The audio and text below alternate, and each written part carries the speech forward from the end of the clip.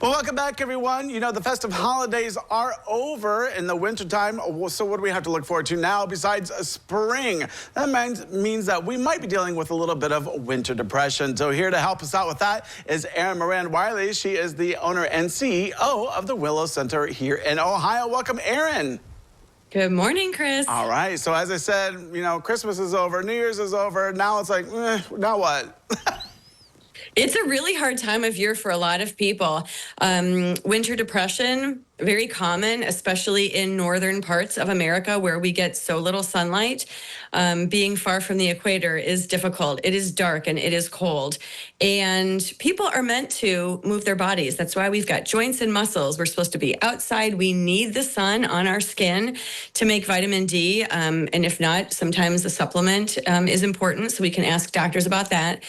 But I think when it gets dark like this and we're feeling sluggish and like you said, the holidays are over and that's kind of depressing, it's important to focus on what we can control.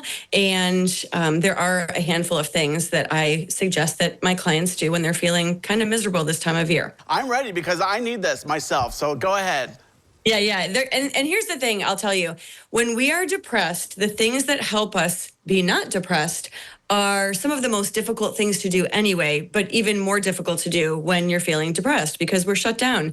I swear there's some of us who are just built with a hibernation gene. And it's a lot of us because it's winter. You want to cozy up, eat creamy soups, gain a little weight, stay inside your warm cave.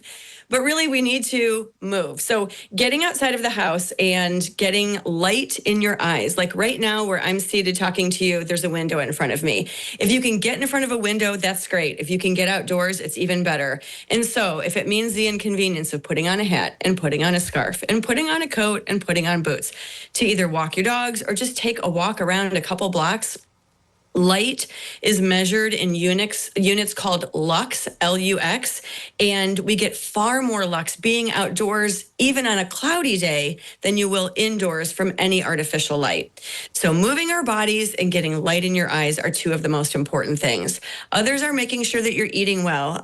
We find that when people eat highly processed junk food that are fried or processed with seed oils, it tends to make the brain sluggish and depressed. So we all know what to do. Eating whole grains and vegetables, getting fiber, lower your sugar intake, eating fresh, vibrant, healthy foods, which is wonderful because at grocery stores, we're lucky enough to still have that ability to get those things. So focusing on those main things of light and movement and healthy food are significant. These are all stuff that I know what to do, but sometimes it's just hard to do. Well, you know what? That's funny because the other thing I would tell people, Chris, is find a friend who you can partner with because it's so much easier to do things in a group or with another person than it is alone. There's accountability. Like if you're both going to go for a walk, you know the other person's going to show up.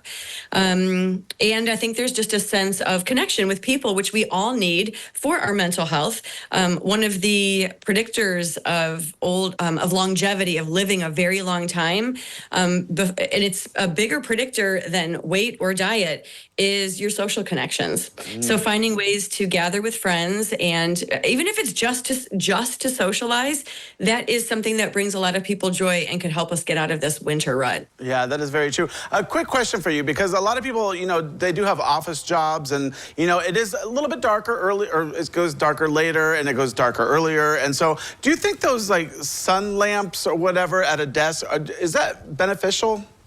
It can be beneficial to people, that, and like I mentioned, vitamin D, but you know, you have to ask your doctor about that. But for sure, you can get one of those sun lamps and have it at your desk. You really need it in your eyes. So if it's kind of like in the room, that's not going to do it. It needs to be like in front of you, casting light into your eyes for it to make that difference. It will, bright light, especially in the morning, if you can watch the sunrise. Sometimes I just peek out my window, and even if I can see a little, your brain sees that light and shuts off the melatonin so that you wake up and you aren't sleepy anymore. So that will naturally help you wake up.